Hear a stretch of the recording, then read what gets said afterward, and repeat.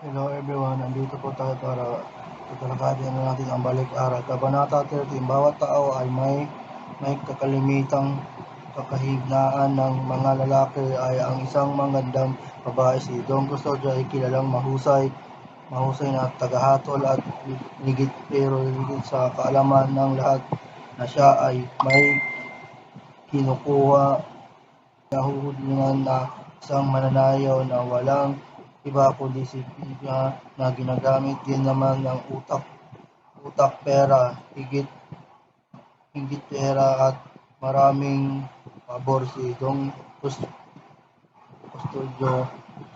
Kabanata 14. Ang isang pag-aaral ng kabanatang ito ay ang pagtanaw ng utang na loob. Sa kabanatang ito ay tumatanaw ng utang na loob si Ben kay Dong Custodio, kaya naman panay ang magandang pabor nito sa nito nito sa Don sa kanyang mga pahayag dahil tumatanaw siya ng utang na loob sa mga kabutihang nagagawa sa kanya ni Dong Custodio. Kabanata 15. Sa kabanatang ito ay pinapakita rin ang palakasan si Dong Sujo kahit wala tinapos sa kurso at kahit wala naman talagang kinalaman sa usaping medikal ay hinirang siya sa iba't ibang matataas na katungkulan dahil malakas siya sa pamahalaan sapagkat meron siyang dugong Kastila. Good day everyone! Mga talasalitaan sa Kabanata 13. Santisismo, eskaparate, ponograpo. Ang santisismo, pangkaraniwang aparatong pampatugtog. Ang eskaparate naman, ito yung mga banal na sakramento, ganun. Ang ponograpo ay ang salaming debisyon. Mga tauhan naman sa Kabanata 30. Padre Million, isang paring Dominicanol na profesor sa Kemika at Pisika. Pangalawa, si Juanito Pelaez, isang mayamang mag-aaral na tamad at lakotsero. Si Placido Plenente, mahinaon at mapagtimpi. Ang kahulugan ng kanyang pangalan, napilit niyang pinaninindigan, kahit pa lubhang kinaiinisan din niya ang pangalang ito.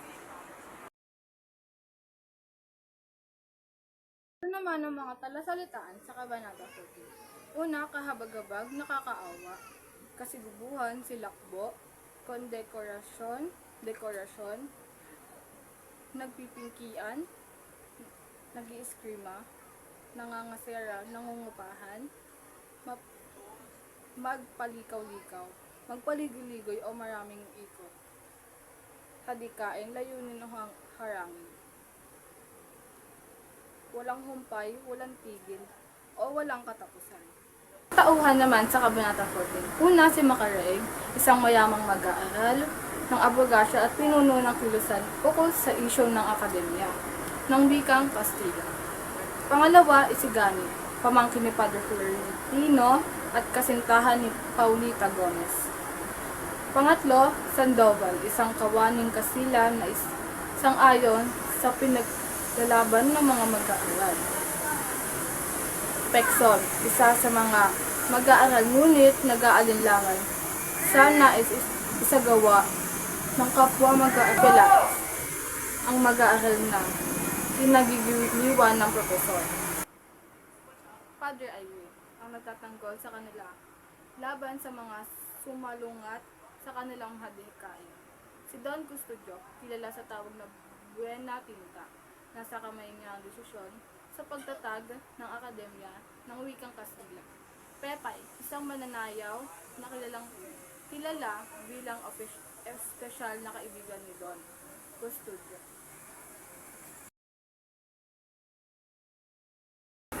Mga talasalitaan naman sa Kabanata 15. Anasan, bulong-bulungan, pabulaslas, pasigaw, kondesa, asawa ng konde, palikaw-likaw, pasikot-sikot, rektor, punong pare, pahat, kaunti-munti maliit, pasilaw, pasalungat. Mga tauhan naman sa Kabanata 15. Ginoong Pasta, isang bantog na manananggol, Isagani, pamangkin nga ni Father Florentino na kasintahan ni Paulita Gomez. Don Custodio, kilala sa tawag na Buena Tinta, sa kamay niya ang desisyon sa pagtatag na Akademya ng Wikang Kastila.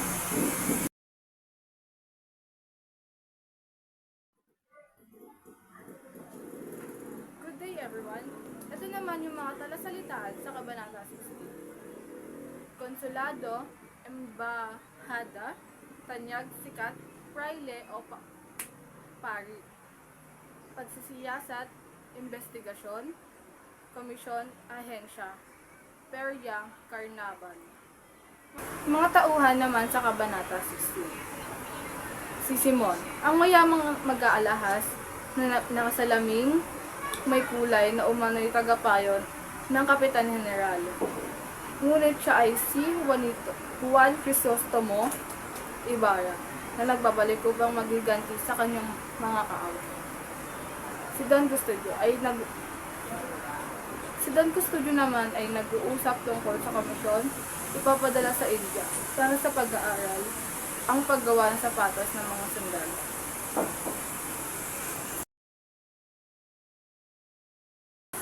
Good day everyone! Ito naman ang mga talasalitaan sa Kabanata 17. Nakapagpaindak, nakapagpapasaya, namamalimata, nananaginip, lansangan, kalye, at pagkatitig, pagkatingin. Kapuri-puri, kahanga-hanga. Mga tauhan naman sa Kabanata 17. Mr. Leeds, na mamahala sa ulong nagpapasalita na may perya sa Quiapo. Si Paulita Gomez, siya ay isang dalaga na nagmula sa mayaman na pamilya at makapangyarihan. Isagani, siya yung pamangkin ni Padre Florentino at kasintahan ni Paulita Gomez. Naman po ang pagkakasunod-sunod na pangyayari. So, ito po yung mga kabanatang napunta sa amin. Ito po ang kabanata 13, 14, 15, 16, at 17. Kabanata 13, ang klase sa piska. Isang silid na oblong ang silid na klase. Ang upuan ay parang hagdan na 3 baitang at nakapaligid sa 3 panig ng silid. Ang isang dulo ng silid ay ang mesa ng guro, na nasa likod ay ang pisarang may nakasulat na Viva, na naroon na simula pa nung araw ng pasukan. Walang disenyo sa mga dingding. May mga gamit sa piska, ngunit nakasusi sa isang aparador na may salamin. At kung ginagamit man ay pinapakita lang sa klase mula sa malayo. Pinapakita lamang sa mga dayuhan para hindi masabing nahuhuli ang UST sa ibang bansa. Ang guro, si Padre Milon, ay isang batang Dominikong napabantog sa filosofiya ng kolehiyo ng San Juan de Latran. Iyan ang kanyang unang pagtuturo ng piska. Unang tinanong sa klase ang isang antukin. Parang pornograpo itong sumagot ng isang kinabisadong leksyon na ukol sa salamin. Bahagin to, kauring ang bubog o kalain. Pinatigil ng guro ang estudyante. Pinilosopiya ang musika. Kung kalaing, metal at bubog daw ang salamin, ano raw uri ang kahoy na may makintab na varnish na binuling mabuti? Hindi sinagot ng estudyante ang tanong. Pinagpatuloy ang sinaulong aralin na parang plakang itinigil na muling ipinaandar sa punog. Pinatigit ulit siya. Muling tinanong sa sampay bakod na Kastila.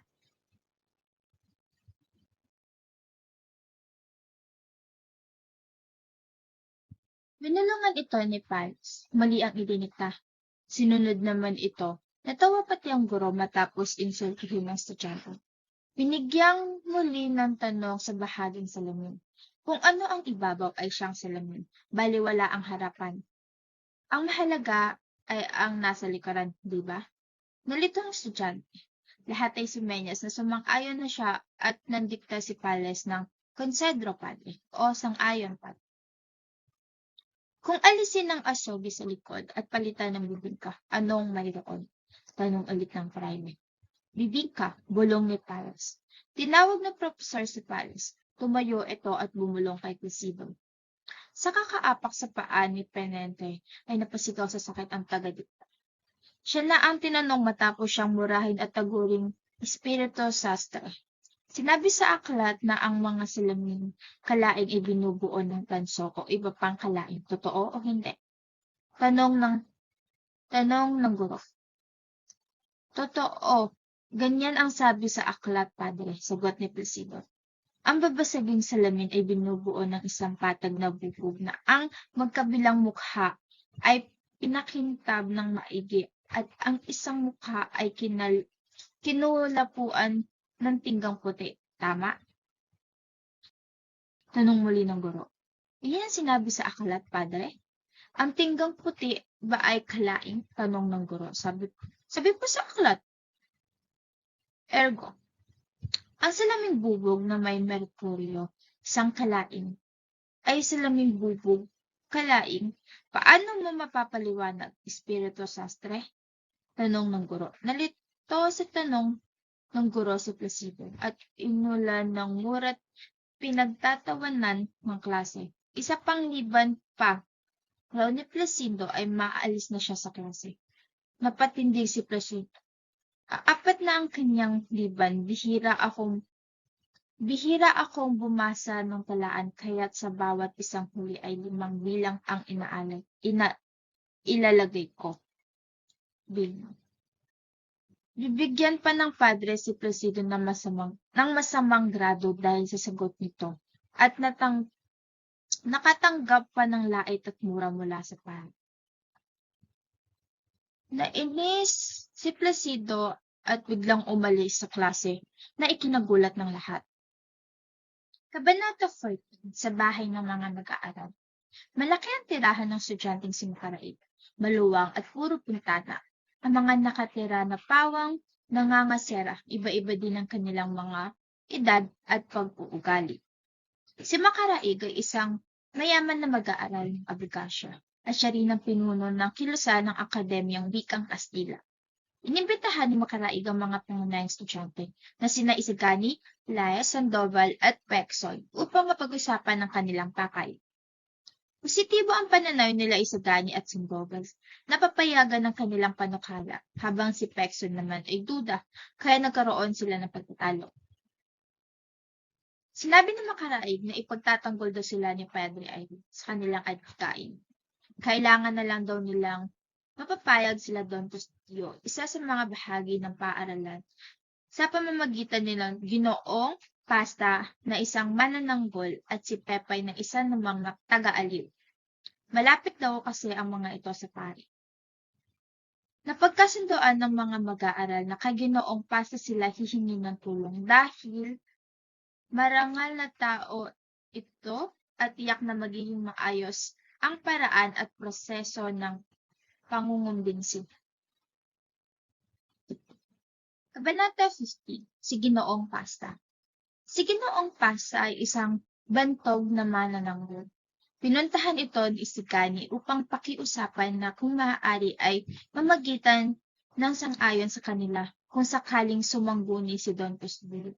Ngunit nabigo si Isagani dahil nagpasya siyang hindi mangialam dahil maselan ng usapan at mas makakabuti daw na ang pamahalaan na lamang ang kumilos, singgilid.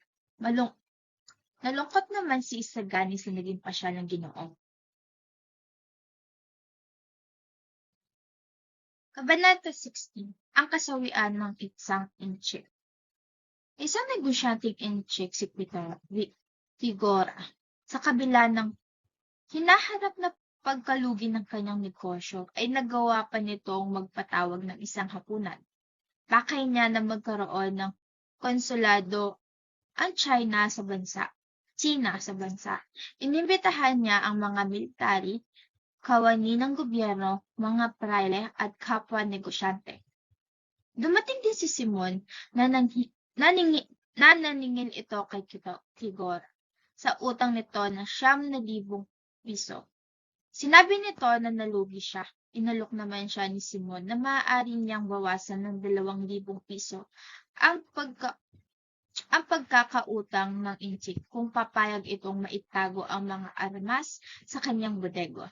Sinabihan pang huwag mangamba dahil ang mga armas ay unti-unti digilipat sa ibang bodega o bahay.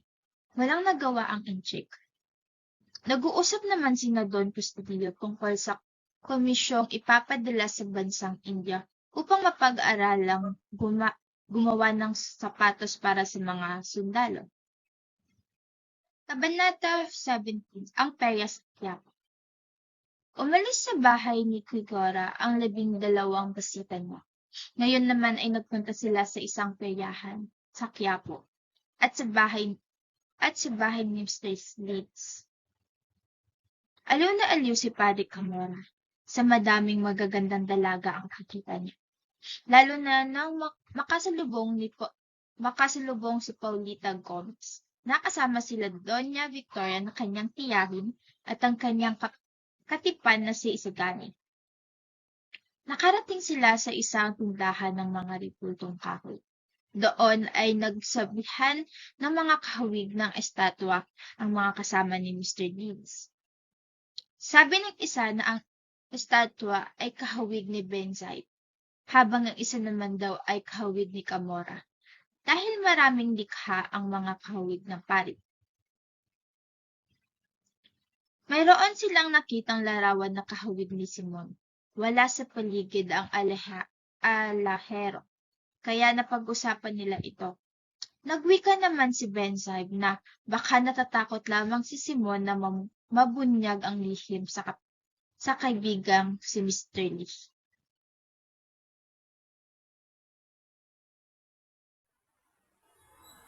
Bukas sa Kabanata 2. Sa pagbilangan ng inis ng guro si Placido at tinanong, utal-utal siyang sumagot at nagalit ang pari at binigyan siya ng mababang marka habang nakatanggap ng pananlait at mura mula sa pari. Nainis si Placido at biglang umalis sa klase at kinagulat ng lahat. Bukas sa Kabanata 14. Napagkasunduan ng mga mag-aaral na kay Ginoong Pesta sila hihingi ng tulong dahil marangal itong tao at tiyak na magiging maayos ang paraan at proseso ng pagkumbinsi sa prayer. Sa Kabanata 15. Pagkatapos ng ilang sandali, sinabi ni Ginoong ang kanyang pasya. Ayaw niya raw makialam sa plano ng mga mag-aaral.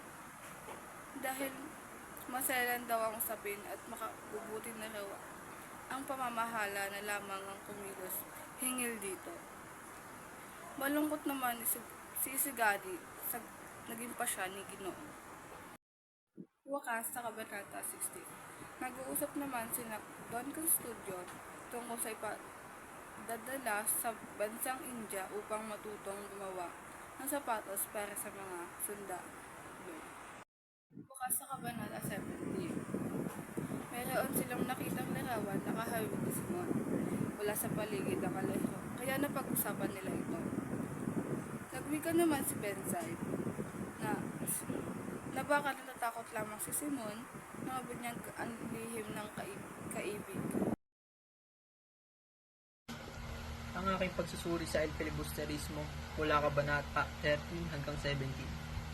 Makikita natin ngayon ang pinagkaiba ng lipunan sa noon at sa ngayon. Tulad ng nasa Kabanata 17, payabangan ng mga sangay ng pamahalaan. Sa kasalukuyang panahon, nandiyan pa rin ang payabangan ng iba't ibang ari-arian, magagarang kagamitan, at iba pa. Ang mga pari noon ay malikot, tampalasan, at perbente. Kung ihalin tulad natin sa kasalukuyang panahon, ay wala kang makikitang padring nakakit sa babae. Bagkus pinapamalas pa din ang pananampalataya sa Diyos. Base sa aking pagsusuri, ang estudyante Pilipino ay nakakaranas ng pangungutya mula sa mga guro ng Kastila. Dahil ba nasa kamay ng mga Kastila ang mga Pilipino, hindi nakapagtimpi ang isang estudyante at nasagot niya ang isang guro matapos sabihin ng masakit na salita. Marahil siguro ay sobra na ang ginagawa ng mga gurong Kastila sa mga estudyanteng Pilipino. Filosopatro. Ito ay isang pangungutya ng isang Espanyol sa isang katutubo na may kahulugang walang alam o di maalam. Para sa akin, mahalaga pa rin ang pangungupapa at pag-aaral ng mabuti. Dahil may mga Kastila pa din naniniwala sa mga estudyanteng Pinoy na magkaroon ng magandang kinabukasan. Sundin na lamang ang sinabi ni Ginoong Pasta na hindi lang ang pagmamahal sa kabayan ang kailangan maging batayan dito. May mga iba pang bagay na kailangan natin sa alang-alang, tulad ng mga batas na kailangan sundin, kautusan na kailangan natin tingalain at probisyon.